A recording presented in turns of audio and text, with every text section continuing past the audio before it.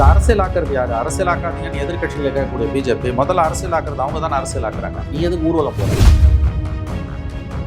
விமான வீரர்களோட கொண்டாடுறாரு மோடி, கொண்டாடுங்க, வெற்றி கொண்டாட்டம். காயப்பட்டவங்களை போய் நீ பார்க்கணும்ல, போய் பார்த்தீங்களா? ஏன் மோடியான காஷ்மீருக்கு உள்ள போக முடியும்? காஷ்மீரி மக்களை இந்தியர்களுக்கு எதிராக ஏன் மோடி கவர்மெண்ட் இருக்கு? உண்மையிலேயே பாய்காட் பண்ணணும்னா உனக்கு 1% அறிவும் 1/2% மனசாட்சி இருக்கிறா நீ பாய்காட் பண்ண வேண்டியது அமெரிக்காவை. அமெரிக்கான்ற நாடோட உதவி இல்லைன்னா பாகிஸ்தான் இன்னைக்கு இந்தியாவுக்கு ராணுவத்தோட வெற்றி மோடியோட வெற்றியா? கதையா இருக்குது. இது இந்தியாவின் வெற்றி, இதுனா பிஜேபியோட வெற்றி. மக்கள் தலைவர் மிளகா இருக்குது ஒரு அளவு. ராணுவ வீரர்களோட தியாகத்தை தன்னோட அற்பத்தனமான அரசியலுக்கு பிஜேபி பயன்படுத்துதுன்றது இதை விட வேற என்ன உதாரணம்? பாகிஸ்தான் ராணுவத்தை பற்றின புரிதல் உள்ளவங்களுக்கு இது ஒன்றும் கடைசி தாக்குதல் கிடையாதுன்றது நல்லா புரியும். இதில் தான் ஹாய் நியூஸ் ஃபோக்கஸ் தமிழ். என்ன எப்பயுமே ஒரே அரசியல் தானா? என்னங்க அரசியல் போர் அடிச்சுதா உங்களுக்கு? நமக்கு வேணா அரசியல் பிடிக்காம போகலாம், ஆனால் அரசியலுக்கு நம்மளை பிடிச்சிருக்கு. நம்மளை வச்சு தான் இங்கே ஒவ்வொரு அரசியலும் நடந்துட்டு இருக்கு. பலரும் நம்மளோட அரசியல் நிகழ்ச்சிகளை தொடர்ச்சியாக பார்க்குறீங்க, ஆனால் சப்ஸ் பண்ண மறந்துறீங்க. நம்ம நேயர்கள் மறக்காம சப்ஸ் பண்ணுங்க. இனி வரக்கூடிய நாட்களில் நிறைய அரசியல் பேச வேண்டியது இருக்கு.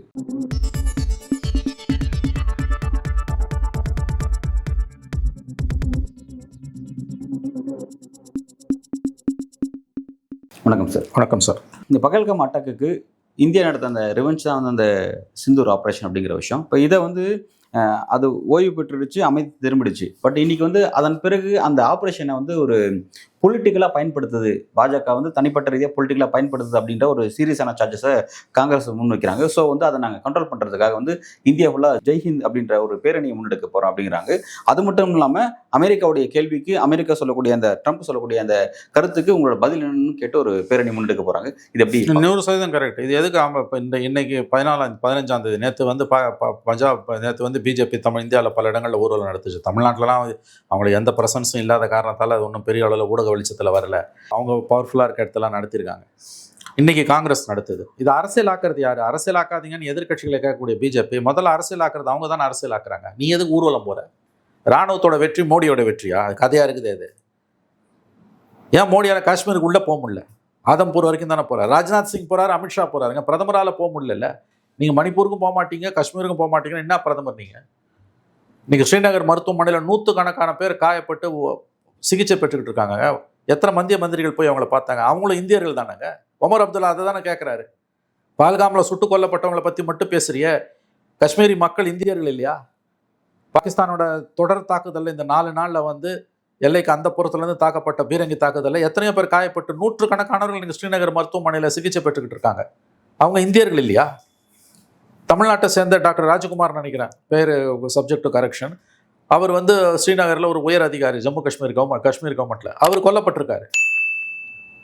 ஒரு வார்த்தை மோடி கவர்மெண்ட் வாயிலேருந்து வரலையே. அமித்ஷா போய் ஏன் ஸ்ரீநகரில் காயப்பட்டவங்களை பார்க்கல? ஆதம்பூரில் போய் விமானப்படை தளபதிகளை, விமான வீரர்களோட கொண்டாடுறாரு மோடி, கொண்டாடுங்க, வெற்றி கொண்டாட்டம். காயப்பட்டவங்களை போய் நீ பார்க்கணும்ல, போய் பார்த்தீங்களா? காஷ்மீரி மக்களை இந்தியர்களுக்கு எதிராக ஏன் மோடி கவர்மெண்ட் திருப்புது? ஸ்ரீநகரில் இந்த தாக்குதலில் காயப்பட்டு 100கணக்கானவர்கள் சிகிச்சை பெற்று வருகிறார்கள். அவங்களை வந்து இந்த கவர்மெண்ட், மோடி கவர்மெண்ட் எட்டி பார்த்துதா? அவங்களுக்கான உதவிகள் என்ன?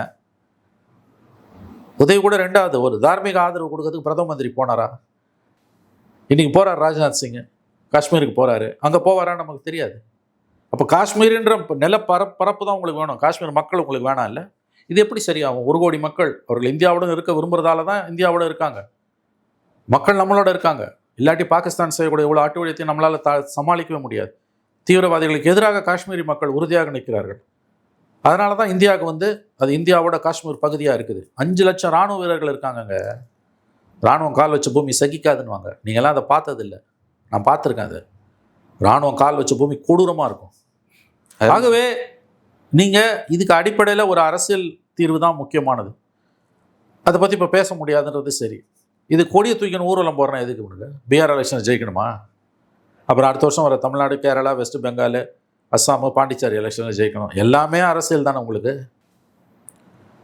ஆகவே இதை பிஜேபி தான் முழுக்க அரசியல் மயமாக்குது. கொடியை தூக்கின்னு ஊர்வலம் போகிறது மூலமாக இதை இந்திய இராணுவத்தோட தியாகத்தை மோடியோட தியாகமாக சித்தரிக்கக்கூடியது வந்து அயோக்கியத்தனமானது. இதில் வந்து பிஜேபி அப்பட்டமான அரசியல் செய்யுது. அப்போ காங்கிரஸும் இதில் அரசியல் செய்யும். நிச்சயமாக அரசியல் செய்ய தான் காங்கிரஸும். அது எதிர்க்கட்சியோட வேலை. அதுதான் பிரச்சனை தீர்ந்துதான்னு ஒருத்தனும் பேசலையா? இதுக்கு முன்னால் எத்தனையோ வார் வந்திருக்குது. 3 மாதம் அமைதியாக இருக்கும், அப்புறம் மறுபடியும் நடிக்கும். அங்கே தீவிரவாதத்தோட முதுகெலும்பை இந்தியாவில் இன்னமும் முறிக்க முடியல. நீ ஆதரவு கொடுக்குற துருக்கிக்கு எதிராக இன்றைக்கி நீ வந்து தடை போடுவேன்ற, அசர்பைஜானுக்கு எதிராக தடை போடுவேன்ற, இப்படி பேசக்கூடிய சங்கிகளுக்கு 1% மனசாட்சி இருந்ததுன்னா நீ முதல்ல பாய்காட் பண்ண வேண்டியது அமெரிக்காவை. அமெரிக்கா தான் பாகிஸ்தானோட இராணுவ கட்டமைப்பு, பொருளாதார கட்டமைப்பு எல்லாத்துக்கும் உடந்தையாக இருக்கிறது அமெரிக்கா. இந்தியாவுக்கு எதிராக இத்தனை ஆண்டுகளாக தீவிரவாதத்தை பாகிஸ்தான் ஏற்றுமதி செய்வதற்கு 100% காரணம் அமெரிக்கா. எந்த காலத்திலையும் அமெரிக்கா பாகிஸ்தானை கைவிடாதுன்றதுக்கு ஒரு சரியான உதாரணம் 2011 ஏப்ரல் மாதம் ஒசாமா பின் லாடனை அமெரிக்க இராணுவம் ஒபாமா காலகட்டத்தில் பாகிஸ்தானுக்குள்ளே புகுந்து கொலை செஞ்ச பிறகும், கொன்று குவித்த பிறகும் பாகிஸ்தானோட நல்லுறவில் தான் அமெரிக்கா இருக்குது. ஒசாமா பின் லாடனுக்கு அடைக்கலம் கொடுத்தது பாகிஸ்தான்னு தெரிஞ்சும் அவனை அங்கேருந்து கொன்ன பிறகும் இந்த 14 வருஷத்தில் எத்தனை 1000 கோடியாக அமெரிக்கா நிதி உதவியாக பாகிஸ்தானுக்கு கொடுத்துருக்கு. இன்றைக்கி பாகிஸ்தானுக்கு துருக்கி ஆதரவு கொடுக்கறதுக்காக துருக்கியை பாய்காட் பண்ணணும்னு சங்கிங்க முழங்குறாங்க. நீ உண்மையிலேயே பாய்காட் பண்ணணும்னா உனக்கு 1% அறிவும் 1/2% மனசாட்சியும் இருந்ததுன்னா நீ பாய்காட் பண்ண வேண்டியது அமெரிக்காவை. அமெரிக்கான்ற நாடு உதவி இல்லைன்னா பாகிஸ்தான் இன்னைக்கு இந்தியாவுக்கு எதிராக எதுவுமே செய்ய முடியாது. அவன் சொல்கிறான், யார்? பிலாவல் புட்டோ சொல்லியிருக்கேன். ஆமாம், நீங்கள் சொன்னது கவனிச்சிருக்கேன். இந்த பஹல்காமுக்கு 8 நாள் பொறுத்து, அவன் 10 நாள் பொறுத்து சொல்கிறான். 30 வருஷமாக வெஸ்டர்ன் கண்ட்ரிஸ் யார்? அமெரிக்காவையும் ஐரோப்பிய நாடுகளையும் சொல்கிறான். அமெரிக்காவை வந்து இங்கிலாண்டை சொல்கிறோம். இவங்க 2 பேருக்காக நாங்கள் இந்த தீவிரவாத காரியத்தை செஞ்சோம், இந்த டர்ட்டி ஒர்க்கை, இந்த அழுக்கு வேலையை நாங்கள் செஞ்சோம் அவன் சொல்கிறான். பற்றியா அவனே ஒப்புதல் வாக்குமூலம் கொடுத்துட்டான். இங்கே இருக்க சங்கிங்க சொல்கிறாங்க, அடே அவன் ஒப்புதல் வாக்குமூலம் அவன் கொடுத்தான், அதை நீ முழுசா பாரு, யாருக்காக செஞ்சான்னு சொல்கிறான்ல, அவனை விட்டுட்டு செஞ்சவனை மட்டும் நீ பிடிக்கிற, எய்தவனுக்கு 50 ஏண்டா நோவுறீங்க? அப்போ இந்தியாவுக்கு எதிராக இந்த தீவிரவாத கட்டமைப்பை கடந்த 70 ஆண்டுகளுக்கு மேலாக உருவாக்குனதும் தக்க வைப்பதும் மேலும் மேலும் உசுப்பி விடுறதும் அமெரிக்கா தான். இன்னைக்கு அது குறைஞ்சு சைனாவோட இன்ஃப்ளூயன்ஸ் அதிகமாக ஆரம்பிச்சிருக்கு. ஆனால் அமெரிக்காவோட இன்ஃப்ளூயன்ஸ் இன்னமும் அவங்க உள்ள இருந்துகிட்டே தான் இருக்குது. ஆனால் சார் வந்து உலக அளவில் பார்த்தீங்கன்னா வந்து இப்போ பயங்கரவாதத்துக்கு எதிரான ஆக்டிவிட்டி, தீவிரவாதத்துக்கு எதிரான ஆக்டிவிட்டி அப்படின்னு பார்க்கும்போது எல்லா நாடுகளும் கரம் கோர்க்கணும். அதுக்காக வந்து இப்போ அதுக்காக பணம் வந்து எந்த வகையிலும் போகக்கூடாது, சட்டவிரோதமான பணம் போகக்கூடாதுன்னு சொல்லிட்டு பிஎம்எல்ஏ எல்லாம் இந்தியாவில் வந்து அது உருவாகுது. அதே மாதிரி ஒவ்வொரு நாட்டிலும் ஒரு சட்டம் உருவாகுது. இப்போ அந்த ஆக்டிவிட்டிஸ் கண்ட்ரோல் பண்ணணும் அப்படிங்கிறத உலக பாலிடிக்ஸே ஒரு புள்ளியில் இணைகிற மாதிரி தோற்றத்தை காட்டுறாங்களே. ஆனால் அப்படி இருந்தும் இப்போ இந்த மாதிரியான பிரச்சனை அது என்ன புவிசார் அரசியலில் வந்து இந்த ரீஜனில் வந்து பாகிஸ்தானுக்குள்ளே இப்படிப்பட்ட ஒரு தீவிரவாத நாடு இருக்கிறதும், இராணுவம் கட்டுப்பாட்டில் இருக்கிறதும், தனக்கு விரும்பினா இந்தியாவை போய் அடிக்கிறதுக்கு அந்த தீவிரவாதிகளுக்கு ஆதரவு கொடுக்கறதும் அமெரிக்காவோட நீண்ட நாள் புவிசார் அரசியலுக்கு உகந்ததாக இருந்தது. ஏன் அமெரிக்காவில் தீவிரவாதத்தை பாகிஸ்தானுக்குள்ளே வளர்த்தது? 1979 88 வரைக்கும் அன்றைய சோவியத் யூனியன் ஆப்கானிஸ்தானில் பூந்தது. அப்போ இந்த பிராந்தியத்தில் சோவியத் யூனியன் வரும்போது சோவியத் யூனியனுக்கு எதிராக முஜாஹிதீன் என்கின்ற தீவிரவாதிகளை அமெரிக்கா உருவாக்குது. எங்கேருந்து உருவாக்குது? பாகிஸ்தான் மண்ணிலேருந்து உருவாக்குது. 9 ஆண்டுகள் கழித்து சோவியத் யூனியன் வந்து வெளியில் போன பிறகு, ஆப்கானிஸ்தானை விட்டு வெளியில் போன பிறகு, இந்த முஜாஹிதீன் பல ஆயிரக்கணக்கான லட்சக்கணக்கான கோடிய பெருமானமுள்ள ஆயுதங்களை கையில் வைத்திருந்த சில ஆயிரக்கணக்கான அந்த தீவிரவாதிகள் வேலை இல்லாமல் சுற்ற ஆரம்பிக்கிறான். ஒரு கட்டத்தில் அமெரிக்காவுக்கு எதிராகவே திரும்புகிறான். வளர்த்தகடா மாறல பாயுது. 2001 செப்டம்பர் 11 அட்டாக்குக்கு பிறகு ஆப்கானிஸ்தான் உள்ள புந்து அழிச்சாமல் எடுக்கிறான் கையில். இவன் அன்எம்ப்ளாய்டு மாதிரி பாகிஸ்தானுக்குள்ளேயும் போகிறான். ஒரு கட்டத்தில் 23 வருஷம் வந்துட்டு ஆப்கானிஸ்தான் விட்டு அமெரிக்கா வெளியில் போகும்போது சில ஆயிரக்கணக்கான ரூபாய் பெருமானம் உள்ள, கோடி பெருமானம் உள்ள ஆயுதங்களை விட்டுட்டு போயிட்டான் நேட்டோ ட்ரூப்ஸ். அமெரிக்காஸும் நேட்டோவும் அது பூரா இன்றைக்கி தீவிரவாதிகள் கையில் மாட்டியிருக்கு. அந்த தீவிரவாதிகளில் பாகிஸ்தான் ஆதரவு தீவிரவாதிகள், பாகிஸ்தானுக்கு எதிராக திரும்பின தீவிரவாதிகள் ஒன்று ஆகிட்டான். பாகிஸ்தான் தாலிபான் ஒன்று, ஆப்கானிஸ்தான் தாலிபான் ஒன்று. அவனுக்கு 2 பேருக்குள்ளேயே மோதிக்கிறானுங்க. அப்புறம் பாகிஸ்தானால் வளர்க்கப்பட்ட தீவிரவாதிகளே பாகிஸ்தானுக்கு எதிராக திரும்புகிறாங்க. அதுதானே வாழெடுத்தவன் வாழால் மடிவான். தீவிரவாத தாக்குதல் என்பது மிக அதிகமாக பாகிஸ்தானில் ஆகுது. ஏங்க, தீவிரவாதத்தால் மிக மோசமான பாதிக்கப்பட்ட நாடுகளில் பாகிஸ்தானும் ஒன்றுங்க. அது அவனே சொல்கிறான், நம்ம கண்ணு பூண்டாலே தெரியுதுங்க. 2010 உங்களுக்கு ஞாபகம் இருக்கும், ஸ்ரீலங்கன் கிரிக்கெட் டீம் ஹோட்டல்லேருந்து ஸ்டேடியத்துக்கு போகிறதுக்குள்ளே தீவிரவாத தாக்குதல். எப்படியோ டிரைவர் புத்தாலித்தனமாக அந்த டிரைவர் வந்து ஸ்டேடியத்துக்குள்ளே வண்டியை கொண்டு போய் கேட்டை மூட்டாங்க. அதுக்கப்புறம் வெளியில் வந்தால் பாதுகாப்பே இல்லைன்னு ஸ்டேடியத்தில் ஹெலிகாப்டரை இறக்கி, 4 ஹெலிகாப்டரை இறக்கி எல்லா வீரர்களையும் அதில் ஏற்றி பாகிஸ்தான் ஏர்போர்ட்டில் கொண்டு போய் இறக்கி ஃப்ளைட்டில் ஏறி போயிட்டாங்க. அவனோட பொட்டி படுக்க, அவன் ஜட்டி பனியனு, அவன் பாஸ்போர்ட்டு, விசா முதற்கொண்டு ஹோட்டலில் இருந்து அதெல்லாம் அதுக்கு பிறகு தனியாக பேக் பண்ணி அனுப்புனானுங்க. கிரிக்கெட் டீம் அடிச்சான். அவன் கண்ட்ரோலில் இல்லை இன்றைக்கி தீவிரவாதிகள். அவன் வளர்த்த தீவிரவாதி அவனுக்கு எதிராக திரும்பிட்டான். அப்புறம் அங்கே சிவிலியன் நிர்வாகம் என்ன கண்டிஷனில் இருக்குன்னு கேட்டால், இராணுவத்துக்கு எதிராக சிவிலியன் நிர்வாகம் திரும்பி நிற்குது. இம்ரான்கான் தாங்க தேர்ந்தெடுக்கப்பட்ட பிரதம மந்திரி. அவர் இன்னைக்கு ஜெயிலில் இருக்காரு. அசீம் முனீர் தான் இராணுவ தளபதி. நீ யாரோட பேசுவ? அமெரிக்கா வந்து இந்தியாவில் போரை நிறுத்துறதுக்கு ஜெய்சங்கர் கிட்டையும் சிவசங்கர் ஃபாரின் செக்ரட்டரி கிட்டையும் மோடி கிட்டையும் பேசுதுங்க, அஜித் டோவால் கிட்டையும் பேசுது. பாகிஸ்தானில் யார்கிட்ட பேசுதுன்னா இராணுவ தளபதிகிட்ட பேசுது. ஏன்னா தெரியும் அவனுக்கு இங்கே இவன் தான் எல்லாத்துக்குமே இன்சார்ஜ் அப்படின்ட்டு. இந்த பாகிஸ்தானோட தான் நீ டீல் பண்ணணும். இது ரொம்ப கடினமான காரியம். இந்திய வெளியுறவுத்துறை அமைச்சரோட பாகிஸ்தானி வெளியுறவுத்துறை அமைச்சர் ஒரு நிகழ்ச்சியில் கலந்துக்கிட்டு இருக்காரு டெல்லியில். அந்த நேரத்தில் தான் நவம்பர் 26, 2008 மன்மோகன் சிங் பீரியடில் தீவிரவாத தாக்குதல். நல்லா ஞாபகம் இருக்கு அந்த விஷுவல் எனக்கு. அந்த தாக்குதல் நடந்துட்டு அவங்க அப்படியே பார்க்குறாங்க. இரவு நேரம் தான் அந்த தாக்குதல் வந்து. அப்படியே அவங்க வந்து அடுத்த நாள் காலையில் அந்த ஃபங்க்ஷனுக்கு 2 பேரும் வராங்க. நைட்டு தாக்குதல், காலையில் 10 மணிக்கு அந்த ஃபங்க்ஷனுக்கு வரும்போது 1 மணி நேரம் ஏதோ பேசிட்டு முகம் அப்படியே வெளிரி போகுது பிரணாப் முகர்ஜிக்கும் அந்த பாகிஸ்தான் வெளியுறவுத்துறை அமைச்சருக்கு. என்ன பேசுறதுனே தெரியல. அப்படியே ஃப்ளைட் ஏறி 1 hour தான் அவர். ஏன்னா அங்கே இருக்கக்கூடிய சிவிலியன் நிர்வாகத்துக்கு இராணுவம் கட்டுப்பட்டது கிடையாது. இராணுவத்துக்கு தான் அங்கே சிவிலியன். எல்லா நாட்டிலையும் ஒரு இராணுவம் இருக்கும். பாகிஸ்தானில் இராணுவத்துக்கு ஒரு நாடு இருக்குது. இந்த பாகிஸ்தானோட தான் நம்ம போராட வேண்டி இருக்குது, மல்லு கட்ட வேண்டி இருக்குது. இதில் மோடி கவர்மெண்ட்டோட குறுகிய அரசியல் நலன்கள் இருக்குது. நீ எதுக்கு வந்து ஊழல் நடத்துகிற? நான் கேட்குறேன். இது இந்தியாவின் வெற்றி, இதுனா பிஜேபியோட வெற்றி. அது அப்போ நீ நடத்துனா காங்கிரஸும் நடத்துவோம். பாஜக, தமிழ்நாடு பாஜக இங்கே நைனா நாகேந்திரன் சொல்கிறாரு, இப்போ இந்த இன்சிடென்ட்டுக்கு அப்புறம் வந்து பாஜகவுடைய, அதாவது பலரும் பாஜக ஆதரவில் திரும்பி இருக்காங்க. 10%ன்றது 15% உயர்ந்திருக்குன்னு சொல்லிட்டு இந்த கணக்கெல்லாம் போட்டு அற்பத்தனமான பேச்சுங்க. இது நீங்கள்லாம் ஒரு கேள்வினே கேட்கக்கூடாது. வெளிப்படையாக வந்து கேள்வினே கேட்காது. அற்பத்தனமானது. ரத்தம் அதை பணம் உழவுல தான் உங்களுக்கு கட்சி வளரும்னு வாங்க. அது புரியுது இல்லை? இப்போ இந்த பிரச்சனைக்கும் பிஜேபி வளர்ச்சிக்கும் என்னடா சம்பந்தம் நான் கேட்குறேன். மக்கள் தலையில் மிளகா அரைக்கிறது ஒரு அளவு இல்லை. அப்போ எங்கன்னா அவன் தாலியாத அர்த்தா தான் உங்களுக்கு கட்சி வளரும்ன்றீங்களா நீங்கள்? இது என்ன பேச்சு இதெல்லாம் நான் கேட்குறேன். இராணுவ வீரர்களோட தியாகத்தை தன்னோட அற்பத்தனமான அரசியலுக்கு பிஜேபி பயன்படுத்துதுன்றது இதை விட வேற என்ன உதாரணம் வேணும்? பலர் கிரெடிட் வந்து ராணுவத்தை கொடுக்காம மோடிக்கு தான் திரும்ப கிரெடிட். அதுதான் அதுலேருந்து நீங்கள் புரிஞ்சுக்கலாம்ல இவங்க யாருன்னு. சோஃபியா குரேஷின்ற பெண் அதிகாரியை தீவிரவாதிகளோட சகோதரின்னு ஒரு மத்திய பிரதேசில் மந்திரி பேசுகிறான். அந்த கோர்ட்டு வந்து மத்திய பிரதேஷ் ஹைகோர்ட் வந்து அவன் மேலே கேஸ் போடணும்னு சொல்லுது. அவன் இன்னைக்கு சுப்ரீம் கோர்ட்டுக்கு போகிறான் அப்பீலுக்கு. இம்மிடியேட்டாக அவரை பதவி விட்டு நீ நீக்கி இருக்கணும்ல. ஏன் இதை பற்றி மோடியோ அமித்ஷாவோ நட்டாவோ நயினார் நாகேந்திரனோ ஏன் யாருமே வாய் திறக்க மாட்டேன்றாங்க? இதுக்கு பதில் சொல்லி நீ முதல்ல. இதில் மட்டும் இல்லை சார், இப்போ இந்த பிரச்சனையில் மீடியா அட்ரஸ் பண்ண விக்ரம் மிஸ்திரியோட பொண்ணு ட்ரோல் பண்ணது, அவரை ட்ரோல் பண்ணுறது, போர் நிறுத்தத்தை விக்ரம் மிஸ்திரி தான் பண்ணுவாரா? 1% அறிவு 1/2% மனசாட்சி இருக்கா பிஜேபிக்கு? போர் நிறுத்தத்தை முடிவு பண்ண வேண்டியது மோடி.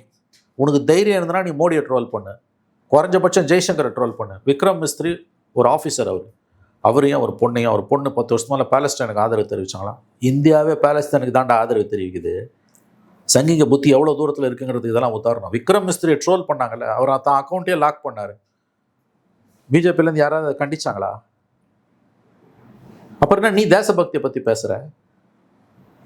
உங்களோட அதிகார வெறி பிடிச்ச அரசியலுக்கு இந்திய இராணுவ வீரர்களை நீங்கள் பயன்படுத்துறீங்க இல்லையா? யாருக்கும் தேசபக்தியில் சளைத்தவர்கள் கிடையாது. யாருக்கும் தேசபக்தியில் சளைத்தவர்கள் கிடையாது. ஆனால் இதை முழுக்க அரசியலாக்குறது பிஜேபி தானே. இன்னமும் அதை ஆதரித்து பேசின்னு இருக்கானுங்க இந்த ஓய்வு பெற்ற இராணுவ அதிகாரிகள்ன்ற போரில் வந்து உட்காரக்கூடிய முட்டாள்கள். என் தேசபக்தியை விட உன் தேசபக்தி ஒன்றும் உயர்ந்தது கிடையாது. தியாகன்றது எல்லாருக்குமான தியாகம். எல்லா தொழில் பண்ணுறவங்களும் இந்தியாவோட வளர்ச்சிக்கும் இந்தியாவோட பாதுகாப்புக்கும் ஈக்குவலான ஜவாப்தாரிகள் தான். இராணுவ வீரர்களை நம்ம மதிக்கிறோம், அவருடைய சேவையை போற்றுகிறோம். ஆனால் அதனால் மற்ற தொழில் பண்ணுறவனா அவங்களோட கீழானவங்க கிடையாது. 12 மணி நேரம் வெயிலில் நின்று டிராஃபிக்கை ஒழுங்குபடுத்துகிற ஒரு டிராஃபிக் கான்ஸ்டபிளோட தியாகமும் உழைப்பும் ஒரு இராணுவ வீரனோட உழைப்புக்கு எந்த விதத்துலையும் குறைஞ்சது கிடையாது. பட்டறையில் கல்லை உடைக்கிறான்ல, இரும்பு உருக்குறான்ல, அவனோட தியாகம் எந்த விதத்துலையும் குறைஞ்சது கிடையாது. நெல் உழுறான்ல வயலில், அவனோட தியாகம் எந்த விதத்துலையும் ஒரு இராணுவ வீரனோட தியாகத்துக்கு குறைஞ்சது கிடையாது. அன்னைக்கு எழுதின கண்ணதாசனோட பாடல் ஏற்கொண்ட உழவனின்றி போர் செய்யும் வீரன் ஏது ஒரு பாடல் கேள்விப்பட்டிருக்கீங்கல்ல? பயணின்ற படத்தில் ஆரோடும் மண்ணில் என்றும் நீரோடும்னு ஒரு பாடல் வரும். இன்றைக்கும் கேட்கலாம் அந்த பாடலை. 60 வருஷம் ஆச்சு அந்த படம் வந்து. அதில் ஒரு லைன் வரும், சீன யுத்தத்தப்போ வந்த படம் அது. ஏற்கொண்ட உழவனின்றி போர் செய்யும் வீரன் ஏது. அதனால் யாருக்கும் சலிச்சவங்க கிடையாது. ஒரு போர்னு வரும்போது ஒட்டுமொத்த தேசமும் இராணுவத்து பின்னால் நிற்குது. அதனால் மற்றவங்கெல்லாம் வந்து இழிவானவங்க கிடையாது. அது இராணுவ வீரனே விரும்ப மாட்டான். ஒரு உண்மையான சோல்ஜர் மற்றவங்களோட தான் உயர்வா மதிக்கப்படுறதை விரும்பவே மாட்டான். அதை ஞாபகம் வச்சுக்கோங்க. ஆனா இதை தான் ஆனா இதை வந்து பிஜேபி எந்த அளவுக்கு ரத்த வெறி பிடிச்சு ராணுவத்தை தூக்கி வச்சு தலையில கொண்டாடி ஆக்சுவலா இவங்க தாங்க மிகப்பெரிய துரோகத்தை பண்றாங்க. ஒரே ஒரு கேள்வி கேட்குறேங்க. சோஃபியா குரேஷின்ற அந்த பெண் அதிகாரிய, அவள் தீவிரவாதிகளோட சகோதரின்னு பேசின அந்த மந்திரி அடுத்த நிமிஷம் நீ பதவி விட்டு நீக்கி அவன் மேல எஃப்ஐஆர் போட்டிருக்கணும்ல. ஒரு பிஜேபி தலைவர் அதை கண்டிச்சாங்களாங்க? அப்புறம் நீ யாரு தேசபக்தியை பத்தி எங்களுக்கு பாடம் எடுக்கிறதுக்கு? இன்னைக்கு அவர் சுப்ரீம் கோர்ட்டுக்கு அப்பீலுக்கு போயிருக்காரு. இம்மிடியேட்டா சாக் பண்ணணும் இல்லைங்க அந்த மந்திரியை. எவ்வளவு தூரம் பிஜேபி வந்து அப்பட்டமா மதவெறி, பாகிஸ்தானுக்கு எதிரான வெறுப்பை இஸ்லாமியர்களுக்கு எதிரான வெறுப்பா இன்னைக்கு பிஜேபி மாற்றிக்கொண்டிருக்கிறது. மறந்துடாதீங்க. அதுதான் இன்னைக்கு அவங்களோட சூழ்ச்சி. சோஃபியா குரேஷ் விஷயத்துல அந்த மந்திரியை இமீடியட்டா டிஸ்மிஸ் பண்ணிருக்கணுமா இல்லையா? டிஸ்மிஸ் பண்ணி எஃப்ஐஆர் போட்டிருக்கணும், கேஸ் போட்டிருக்கணும். இல்லை, ஹேட் ஸ்பீச் இல்லை அது. நீதிமன்றம் வந்து ஹேட் ஸ்பீச்சும் ஆபாச ஸ்பீச்சும் தான் வந்து அது மாதிரி நடவடிக்கை ஜட்ஜி சுயமோட்டவா எடுக்கிறாருங்க. அதை ஏற்று ஏன் அப்பீலுக்கு போறான்? நீ நீக்காம வச்சிருக்கல. ஏன் மோடியோ அமித்ஷாவோ கண்டம் பண்ணல? ராஜ்நாத் சிங் ஏன் கண்டம் பண்ணல? நட்டா அவங்க பிஜேபி தலைவர் ஏன் நட்டா கண்டம் பண்ணல? இதே வேற யாராவது ஏதாவது பண்ணி தான் நீங்க இந்த விட்டுருப்பீங்களா? அப்ப இந்தியாவோட சமூக சூழலை இந்த பிரச்சனையை பயன்படுத்தி இஸ்லாமியர்களுக்கு எதிராக ஏற்கனவே இந்தியாவில் பரவி கொண்டிருக்கக்கூடிய அந்த இஸ்லாமோபோபியா என்கின்ற வெறுப்பை மேலும் மேலும் மேலும் ஊக்குவிக்கிறதுக்கு தான் இந்த பிஜேபி இதை பயன்படுத்துது.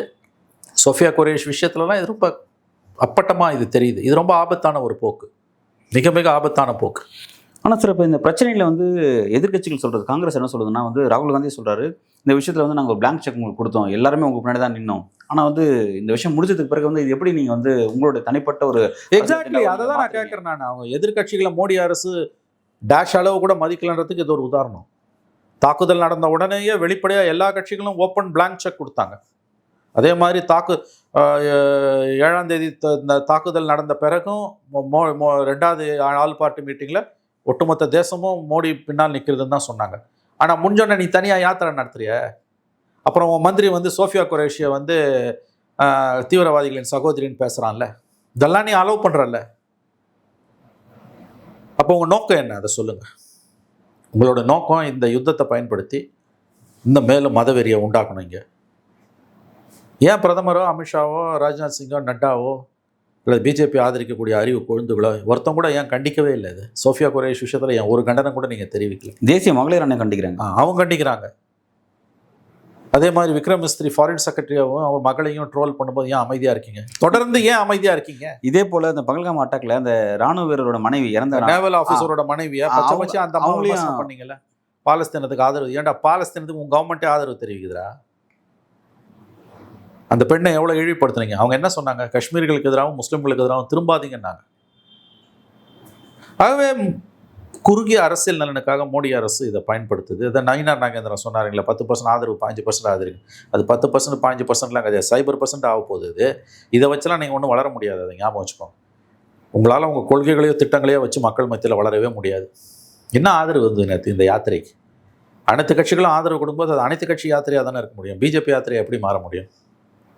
எதையாவது பண்ணி எலெக்ஷன்ல ஜெயிக்கணும், அவ்வளவுதானே. இனிஷியேட்டிவ் தான் பண்றாங்க அப்படிங்கிறதுனால வந்து அது நமக்கான கிரெடிட்டா அவங்க எடுக்கக்கூடாது. நீ இது உன் பிரச்சனை, இது உன்னோட வெற்றி கிடையாது, இந்திய ராணுவத்தின் வெற்றி, இந்திய மக்களின். ஆனா அவங்க தலைவர் பிரதமர் மோடியே புல்வாமாட்டே தேர்தல். அப்ப நான் என்ன சொல்றேன், புல்வாமாக்கும் மோடி தான் பொறுப்பேற்று பதவி விலகணும். 200 கிலோமீட்டர் தள்ளி உள்ள நடக்குது. இந்திய எல்லைக்குள்ள 200 கிலோமீட்டர் ஊடுருவி அழிச்சிருக்கான். 200 கிலோமீட்டர் சுட்டுட்டு அவன் திரும்ப போனோம்னா குறைஞ்சது 3 மணி நேரம் ஆகும். முயல் பாய்ச்சல்ல போனா கூட இன்ன வரைக்கும் உன்னால ஒரு தீவிரவாதி அதில் பிடிக்க முடியல. அப்ப இதுக்கும் மோடி தானே பொறுப்பு. அப்போ மோடி ராஜினாமா பண்ணல. நல்லது நடந்தால் மட்டும் கிரெடிட் எடுத்துக்கிறீங்கல்ல. இவ்வளோ பெரிய படுகொலை நடந்திருக்குல்ல, அதுக்கு மோடி பொறுப்பு இல்லையா? அதுக்கு யார் பொறுப்பு சொல்லு? யார் ரெஸ்பான்சிபிலிட்டி? உமர் அப்துல்லா சொல்ல முடியாது, போலீஸ் அவர் கண்ட்ரோலில். ஒரு கான்ஸ்டபிளை கூட அவரால் ட்ரான்ஸ்ஃபர் பண்ண முடியாது. ஒரு கான்ஸ்டபிளை காஷ்மீரில் ஒரு ஸ்டேஷன்லேருந்து இன்னொரு ஸ்டேஷனுக்கு ஒரு கான்ஸ்டபிளை அவரால் ட்ரான்ஸ்ஃபர், ஒரு ஏட்டையாவை அவரால் ட்ரான்ஸ்ஃபர் பண்ண முடியாது. அவருக்கு அதிகாரமே கிடையாது. அப்போ பொறுப்பு முழுக்க முழுக்க அமித்ஷா கிட்ட இருக்குது. சார், இப்போ இந்த விஷயம் முடிஞ்சிச்சுன்னு சொல்லி மோடி பேசுறாரு, வெற்றின்னு கொண்டாடுறாரு. இந்த நேரத்தில் வந்து பார்த்தீங்கன்னா முற்றுப்புள்ளி இல்லை கமான், அதை நான் கமா தான் நான் பார்க்குறேன். ஏன்னா வந்து நேற்றைக்கு ஜம்மு காஷ்மீரோட காவல்துறை வந்து அந்த 4 பயங்கரவாதிகளை பிடிச்சி தரவங்க 20 லட்சம் சன்மானம்னு சொல்லிட்டு போஸ்டர் ஓட்டுறாங்க. அந்த பகுதியில் வந்து இன்னும் அந்த பிரச்சனை லைவ்ல இருக்கு. அதே மாதிரி நேற்றைக்கு பாதுகாப்பு கேஸை நடத்துறது என்ஐஏ. காஷ்மீர் போலீஸ் தான் வந்து இன்னைக்கு வந்து அந்த அவார்டு அனௌன்ஸ் பண்ணுறாங்க. இது எப்படி இந்த முரண்பாடு நம்ம புரிஞ்சுக்கிறது? அந்த கேஸை என்ஐஏக்கு ஒப்படைச்சாச்சு. காஷ்மீர் போலீஸை நீ எதுக்கு வந்து பொறுப்பாக்குற? எல்லை பாதுகாப்பு படையும் இராணுவமும் தான் வந்து அங்கே முழுக்க முழுக்க கட்டுப்பாடு. 5 லட்சம் இராணுவ வீரர்கள் இருக்காங்க. பஹல்காம்ன்றது 200 கிலோமீட்டர் இந்திய எல்லையிலேருந்து சர்வதேச எல்லையிலேருந்து உள்ளே இருக்குது. அப்போ வந்துட்டு அவன் எப்படி தப்பிச்சு எங்கெங்க அந்த 4 தீவிரவாதிங்க? அப்போ இந்த வெற்றிக்கு மோடி காரணம்னா அந்த தோல்விக்கு மோடி தானே காரணம். ஆனால் டிஸ்கஷன் இப்போ அது வரதே இல்லைங்க. நீங்கள் இதை கேட்டாலே தேச துரோகின்றான்ல. எதிர்கட்சியில் பேச வேண்டிய இடத்துல இந்த விஷயத்தில் பேச ஆரம்பிக்கிறாங்க. மொல்லமா கேட்குற கேள்விகள் வந்து இந்த கேள்விக்கெல்லாம் பதில் சொல்லுன்றாங்க. இந்த விமர்சனங்களை முன்வைப்பது ஒன்றும் இராணுவத்துக்கு எதிரானதோ தேச துரோகமோ கிடையவே கிடையாது. கொடி பிடிச்சிட்டு ஊர் பூரா தெரியுதுல்ல ஜெயிச்சிட்டோன்னு. அப்போ அதுக்கு நீ கொண்டாடுறேன்னா இது யார் பதில் சொல்கிறது? அவன் ஒமர் அப்துல்லாக்கு பதில் சொல்கிறேன்னு நான். பஹல்காமில் சுட்டுக் கொல்லப்பட்ட தீவிரவாதிகளுக்காக எல்லாரும் அஞ்சலி செலுத்துகிறோம், எல்லாரும் கண்ணீர் விடுறோம். ஆனால் ஸ்ரீநகரில் காஷ்மீரி மக்கள் கொல்லப்படுறாங்க தொடர்ந்து தீவிரவாதிகளால். தொடர்ந்து பாகிஸ்தான் இராணுவத்தோட தாக்குதலில் கொல்லப்படுறாங்க. இந்த 4 நாள் சண்டையில் பாகிஸ்தான் இராணுவத்துடைய ஷெல்லிங்கில் பீரங்கி குண்டு தாக்குதலில் பொதுமக்கள் இறந்துருக்காங்க. பாகிஸ்தானி இந்திய மக்கள் இறந்துருக்காங்க. ஏன் யாருமே அவங்கள பற்றி பேச மாட்டேன்றீங்க? இதுதான் ஒமர் அப்துல்லாவோட கேள்வி. இந்தியா டுடே தொலைக்காட்சி மட்டும்தான் அதை பேட்டி எடுத்து போடுது. வேற யாருமே அதை போடக்கூட இல்லை. அப்போ இந்திய ஊடகங்கள் வந்து காஷ்மீரி மக்களை தனிமைப்படுத்துது. இந்தியாவை காஷ்மீரி மக்களுக்கு எதிராக மோடி கவர்மெண்ட் திருப்புது. அந்த அயோக்கியத்தனத்தை தான் மோடி கவர்மெண்ட் தொடர்ந்து செய்யுது. பஹல்காமில் கொல்லப்பட்ட 26 பேரும் நம்முடைய மக்கள். அதே மாதிரி காஷ்மீரில் இந்த 4 நாட்கள் பாகிஸ்தான் இராணுவத்தோட தாக்குதல்.